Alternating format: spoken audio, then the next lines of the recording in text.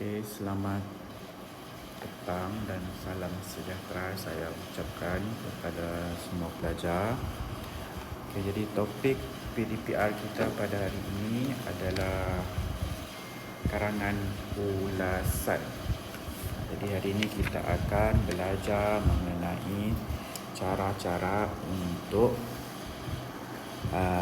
membina ataupun menghasilkan ataupun menulis ulasan dengan cara yang betul. Dan di akhir pembelajaran ini nanti pelajar akan dapat menghasilkan ulasan berdasarkan bahan rangsangan yang diberi. Okey, tanpa melengahkan lagi waktu, kita akan mula panduan menulis ulasan. Okey, jadi apakah ulasan? Okey, ulasan ialah soalan pemindahan maklumat daripada pelbagai bentuk yang bergambar kepada maklumat bertulis. Okey, jadi soalan ulasan ini kamu akan jumpa masa ujian dekat bahagian C untuk kertas 1. Jadi kamu akan diberi pilihan sama ada kamu nak buat soalan ulasan ataupun soalan ringkasan. Jadi akan ada dua pilihan. Okey, yang seterusnya, apakah bentuk ulasan? Ulasan ini ada pelbagai bentuk. Contoh dia, yang pertama kita ada infografik, poster, ilustrasi, kartun, graf, carta, iklan, rencana, pelan dan carta pie. Jadi itu merupakan bentuk bahan rangsangan yang akan diberikan. Jadi berdasarkan bahan tersebut, kamu kena olah ulasan mengenai bahan rangsangan tersebut. Okey, jadi format ulasan, jumlah patah perkataan adalah 80 sehingga 100 patah perkataan. Jadi maksudnya di sini tidak boleh kurang daripada 80 dan tidak boleh melebihi 100 patah perkataan. Jadi masa menjawab adalah sebanyak 20 minit. Jadi kamu perlu ambil masa selama 20 minit untuk menyiapkan karangan ulasan ini. Dan bilangan perenggan adalah 1 perenggan sahaja. Di sini saya lupa nak tulis. Markah untuk ulasan ini adalah sebanyak, markah dia adalah sebanyak 15 markah. Menyumbang sebanyak 15 markah dalam kertas 1. 15 markah tu banyak dan perlu kamu kuasai ulasan ini. Okey, cara menulis ulasan. Okey, pertama sekali, murid-murid perlu terlebih dahulu mengenal pasti isi tersurat dan juga isi tersirat. Kedua-dua isi ini perlu ada, wajib ada di dalam ulasan. Jadi apa yang dimaksudkan dengan isi tersurat dan isi tersirat? Jadi isi tersurat ialah maklumat bertulis yang terdapat di dalam bahan rangsangan. Okey, jadi isi tersurat ni memang sudah sedia ada, sudah memang disediakan di dalam bahan rangsangan itu. Jadi kamu perlu guna sahaja untuk menghasilkan ulasan ini. Manakala isi tersirat pula adalah isi lain, isi yang tak ada di dalam bahan rangsangan, tetapi isi tersebut berkaitan dengan info ataupun tajuk ulasan kamu. Jadi kamu kena fikirkan sendiri apa isi tersirat ini. Tetapi isi tersirat ini mempunyai kaitan dengan info yang diberi. Okey, kedua, selepas kamu sudah mengenal pasti isi tersurat dan isi tersirat, benda yang perlu kamu buat yang kedua adalah kamu menyediakan rangka ulasan. Okay, jadi berikut merupakan kerangka ulasan. Okay, yang pertama kita ada pendahluan.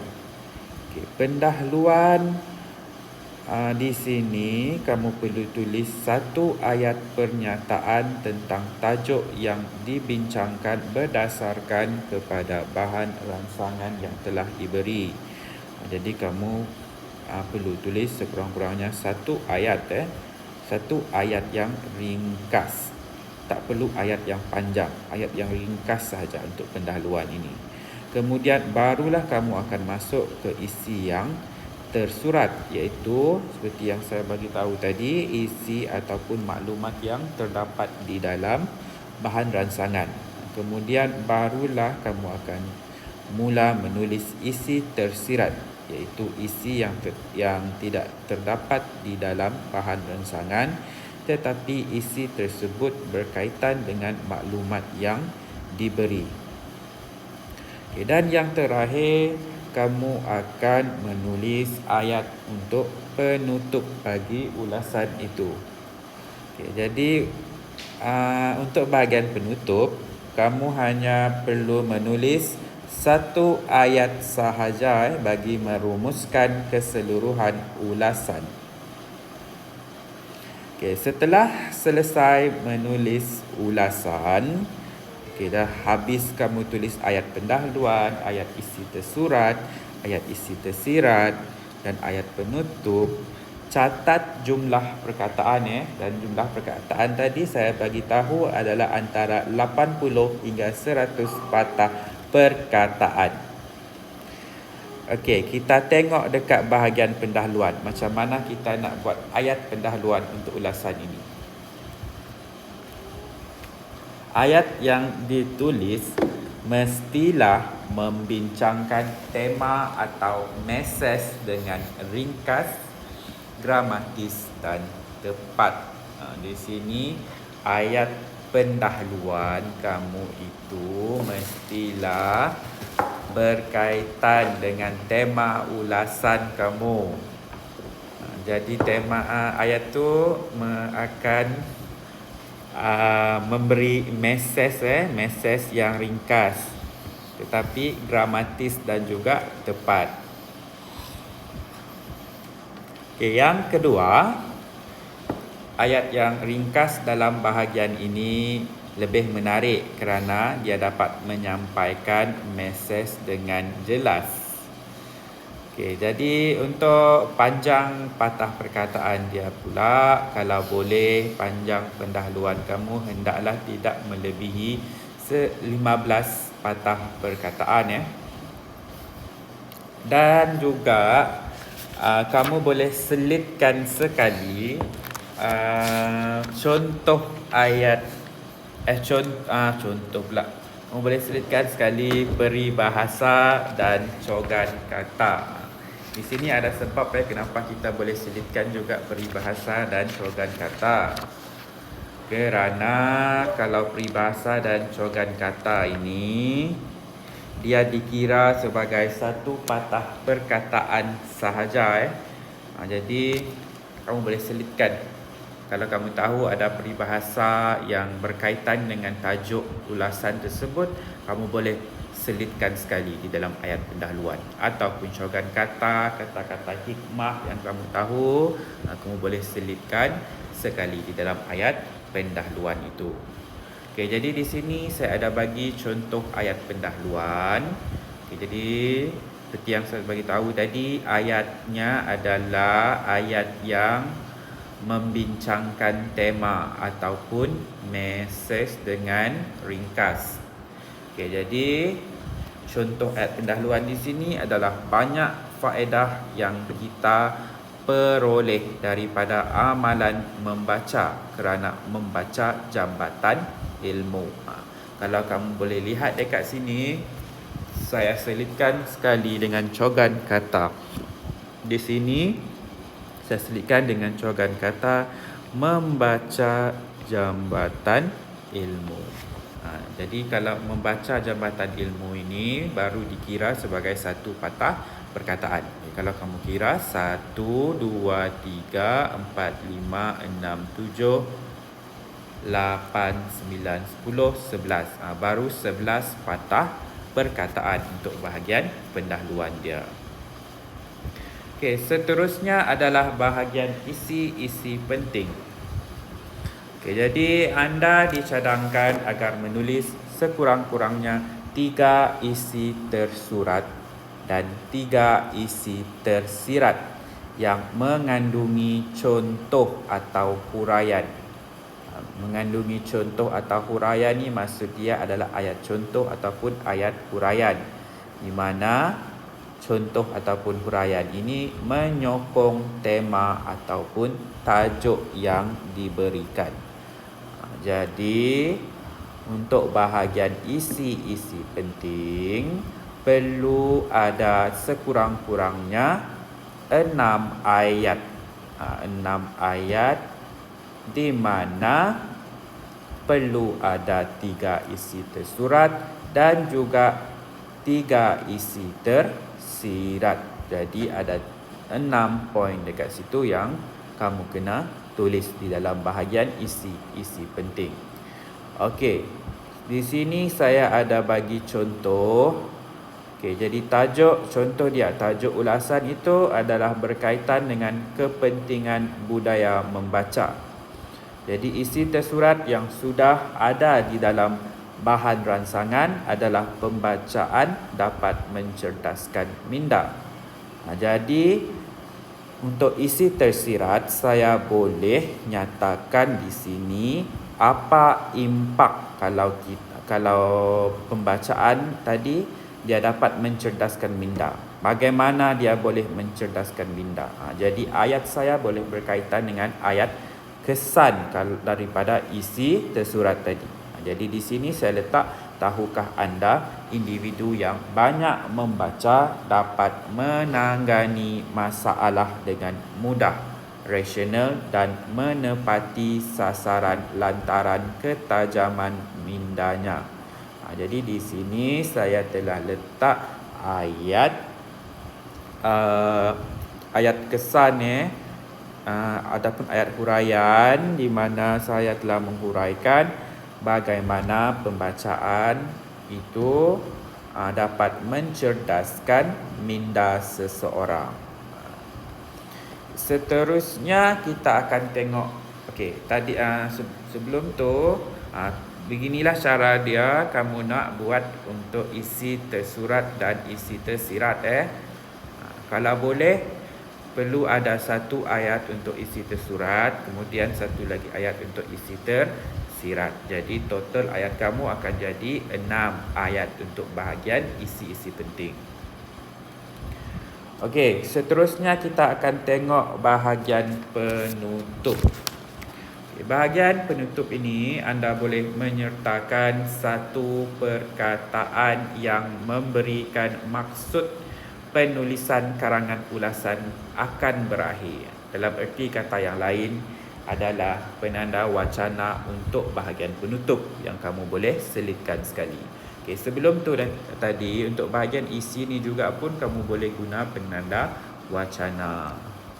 Kita sambung balik penutup. Okey, tadi saya dah bagi tahu anda boleh menyertakan satu perkataan yang memberikan maksud penulisan karangan ulasan akan berakhir.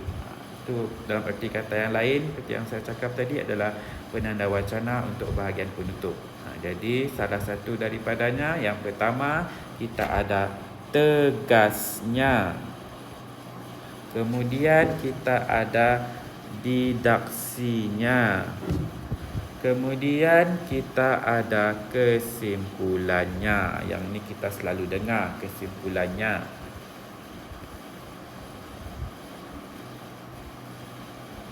Dan yang seterusnya adalah natijahnya. Jelaslah, tuntasnya dan konklusinya. Jadi perkataan ini kamu boleh guna untuk ini kamulah, untuk bahagian penutup kamu. Okey, selain daripada itu, sama juga macam penutup tadi, sama juga macam pendahuluan tadi, boleh selitkan sekali peribahasa, cogan kata ataupun kata-kata hikmah yang berkaitan dengan tajuk sebagai kesimpulan. Kenapa kita perlu letak peribahasa, cogan kata ataupun kata-kata hikmah? Kerana ia dapat memendekkan lagi patah perkataan. Kerana kalau peribahasa itu ataupun cogan kata ataupun kata-kata hikmah akan dikira sebagai satu patah perkataan. Okay, di sini saya ada nyatakan contoh ayat. Jadi tajuk ulasan adalah berkaitan dengan faktor-faktor gejala ponteng sekolah.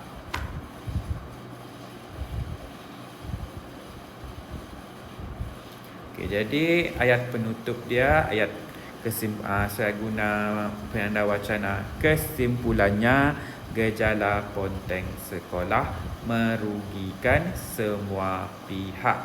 Bertindaklah sebelum nasi sudah menjadi bubur. Di sini saya ada guna penggunaan penanda wacana ini. Kemudian saya letak juga peribahasa nasi sudah menjadi bubur. Jadi di sini hanya 10 patah perkataan sahaja yang dikira. Okey. Seperti yang saya dah bagi tahu tadi kan, penutup ni adalah satu ayat di mana ayat itu akan merumuskan keseluruhan ulasan kita. Jadi kamu kena fikirkan satu ayat yang merumuskan keseluruhan penutup. Okey. Kita selesai untuk pengenalan, format dan panduan menulis ulasan. Okay, jadi sekarang saya akan tunjuk kamu cara untuk kita menulis ulasan .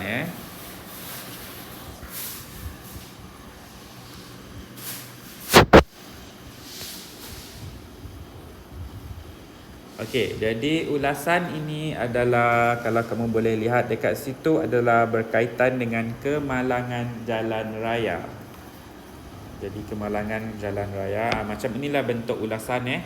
Dia boleh bagi kamu gambar, dia boleh bagi kamu graf, dia boleh bagi kamu infografik dan banyak lagi bahan rangsangan. Ini merupakan salah satu daripada bahan rangsangan yang akan diberi.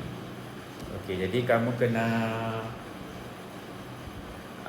tengok betul-betul gambar tu. Gambar tu tadi mengenai kemalangan jalan raya. Kemudian di sini dia ada bagi juga faktor-faktor penyebab kemalangan jalan raya. Jadi yang pertama, faktor dia adalah sikap pemandu. Kedua, keadaan jalan raya. Ketiga, keadaan kenderaan. Dan keempat, cuaca dan bencana. Okey, jadi pertama sekali kita kena buat ayat pendahulu. Kita kena kena kaji dahulu soalan itu mengenai apa. Pastikan kamu mengetahui apa kehendak soalan itu. Jadi kehendak soalan ini dia nak faktor-faktor kemalangan jalan raya. Apa penyebab berlakunya kemalangan jalan raya?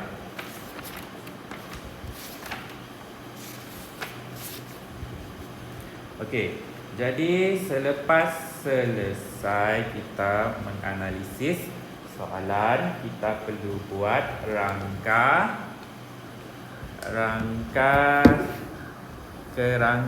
ulasan. Sekejap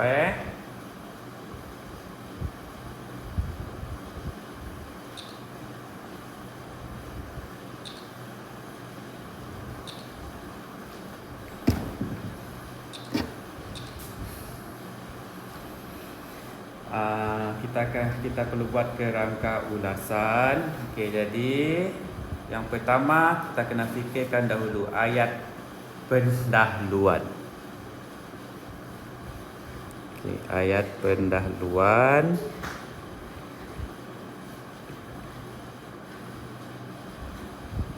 Jadi apa ayat pendahuluan dia?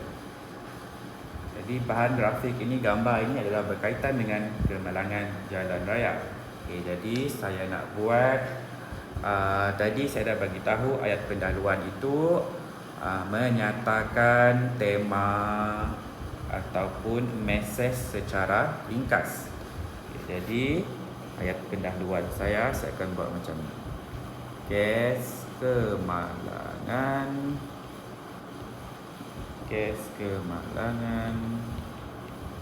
jalan raya semakin meningkat.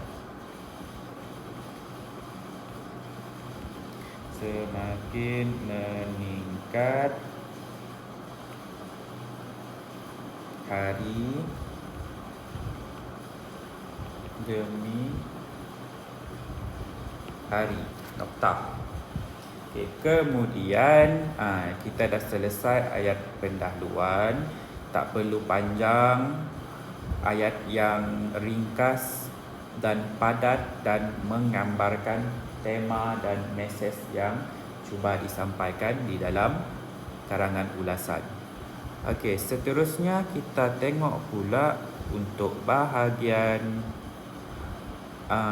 isi dia. Isi ni tadi seperti yang saya bagi tahu, isi tersurat. Okey, isi tersurat adalah isi yang terdapat di dalam bahan rangsangan. Ini adalah isi tersurat. Isi tersirat dia tak bagi, kamu kena fikir sendiri isi tersirat.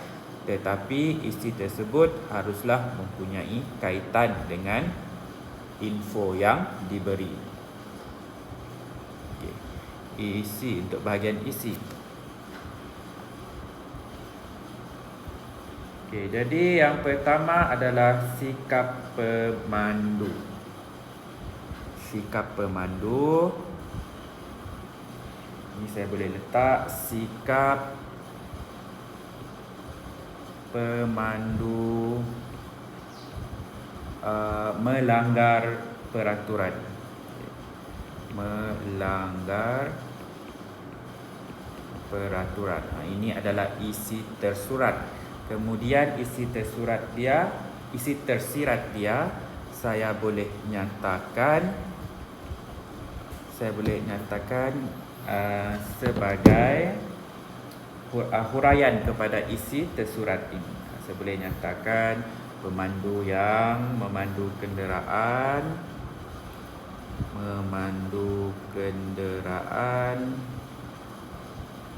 melebihi had laju,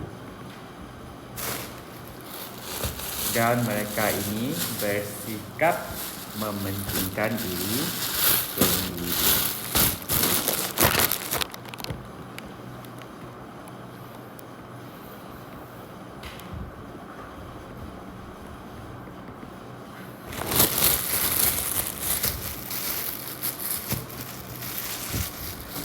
Jadi di sini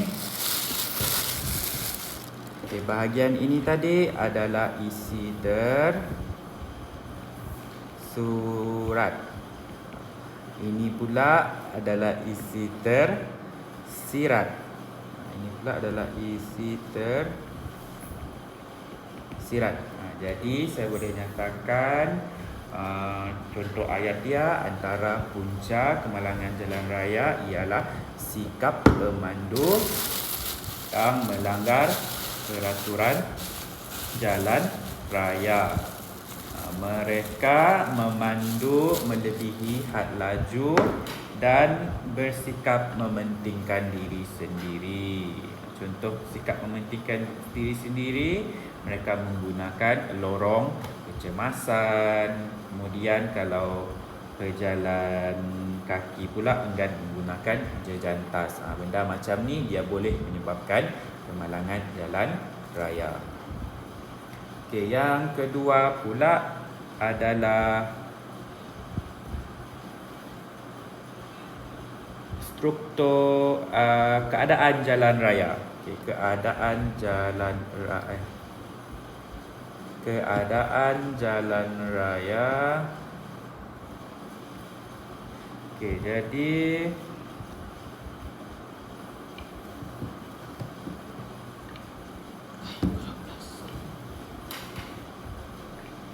keadaan jalan raya.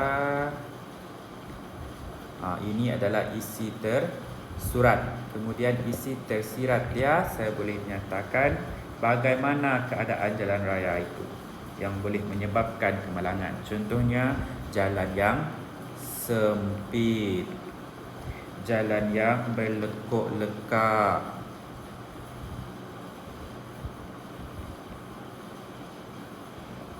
dan jalan yang berlubang. Saya boleh nyatakan di situ. Okay, kemudian isi yang seterusnya adalah keadaan kenderaan. Keadaan kenderaan tersebut. Jadi isi tersurat dia adalah keadaan kenderaan. Kemudian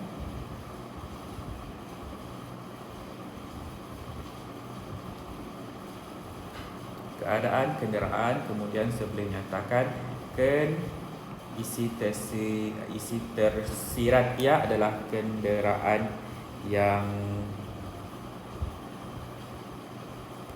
tidak diselenggarakan dengan baik.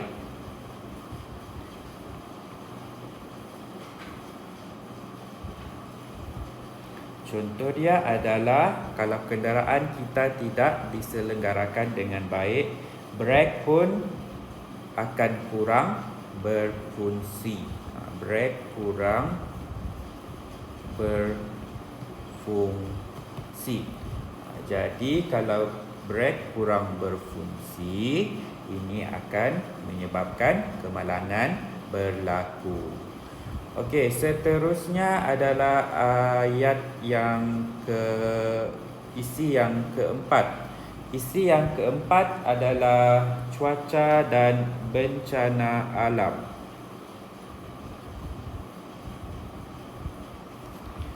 Cuaca dan bencana alam adalah isi tersurat.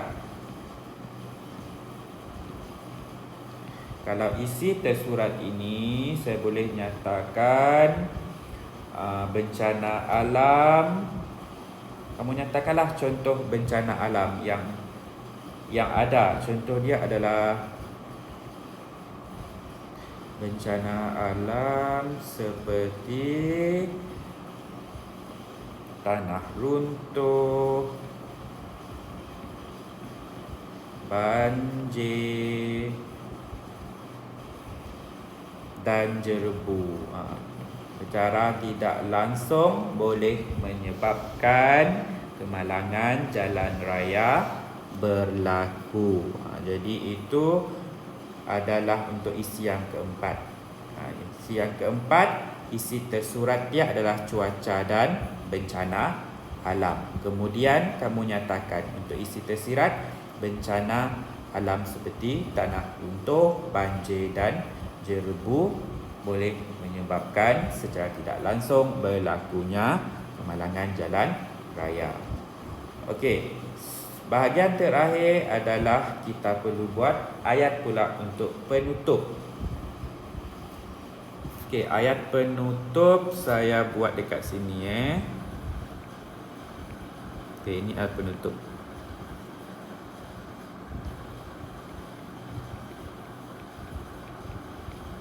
Okey, jadi untuk penutup kamu boleh nyatakan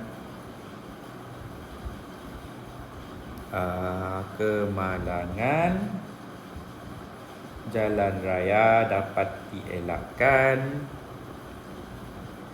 Kemalangan jalan raya dapat dielakkan sekiranya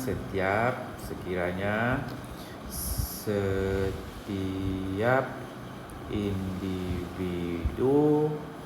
mengamalkan sikap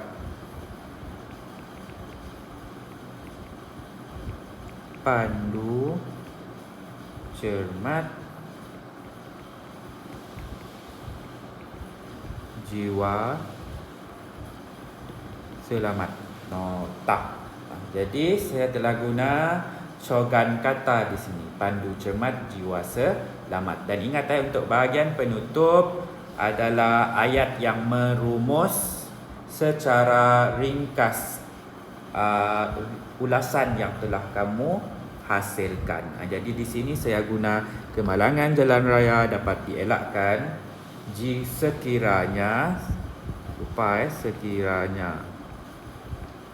sekiranya setiap individu mengamalkan sikap pandu, cermat, jiwa selamat. Okey, untuk bahagian ini nanti saya pun akan kongsi di dalam grup. Okey, sebelum tu kita rewind balik. Ayat pendahuluan kamu adalah ayat di mana ayat yang menerangkan tema ataupun mesej secara ringkas. Tak perlu panjang, ringkas tetapi padat. Jadi contoh dia di sini saya letak kes kemalangan jalan raya semakin meningkat hari demi hari. Nokta. Tak perlu banyak ayat. Guna satu ayat pun sudah memadai.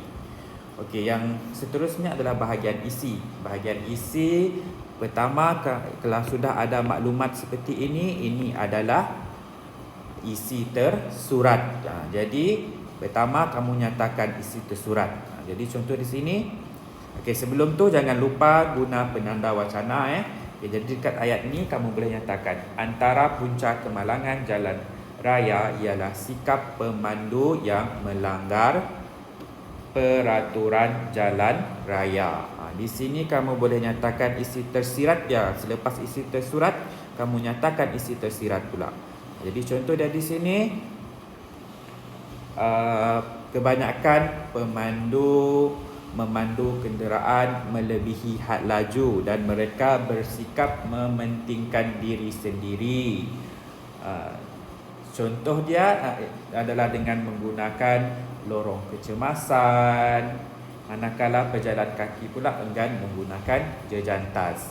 Kemudian pergi ke isi tersurat yang kedua. Isi tersurat yang kedua, selain itu kemalangan jalan raya juga disebabkan oleh keadaan ataupun struktur jalan raya yang teruk. Okey, jadi kamu boleh nyatakan untuk isi tersirat dia, jalan raya yang sempit, berlekuk-lekak dan jalan yang berlubang boleh menyebabkan kemalangan jalan raya semakin kerap berlaku. Nokta. Dan masuk kepada isi yang seterusnya. Jangan lupa guna isi tersurat dahulu. Kamu nyatakan dalam pada itu keadaan kenderaan juga merupakan faktor penyebab berlakunya kemalangan jalan raya. Hal ini kerana kenderaan yang tidak diselenggarakan dengan baik seperti brek yang kurang berfungsi akan menyebabkan kemalangan jalan raya berlaku. Kemudian untuk isi tersurat yang terakhir dan isi tersurat dan isi tersirat yang terakhir, akhir sekali, cuaca dan bencana alam juga memainkan peranan dalam faktor penyebab berlakunya kemalangan jalan raya. Menyatakan bencana alam seperti tanah runtuh, banjir dan jerebu menyebabkan secara tidak langsung berlakunya kemalangan jalan raya. Nokta. Dan barulah kamu tulis penutup. Penutup jangan lupa guna penanda wacana yang saya sudah bagi tadi. Contohnya di sini saya nak guna Kesimpulannya, kemalangan jalan raya dapat dielakkan sekiranya setiap individu mengamalkan sikap pandu cermat jiwa selamat. Nokta. Jadi itu saja. Okey, saya harap anda faham sebab ulasan ni markah dia banyak, 15 markah Jadi untuk latihan saya akan bagi di dalam grup. Okey, setakat itu saja PDPR kita pada hari ini dan kita jumpa lagi pada hari esok. Esok kita akan buat Google Meet. Okey, terima kasih.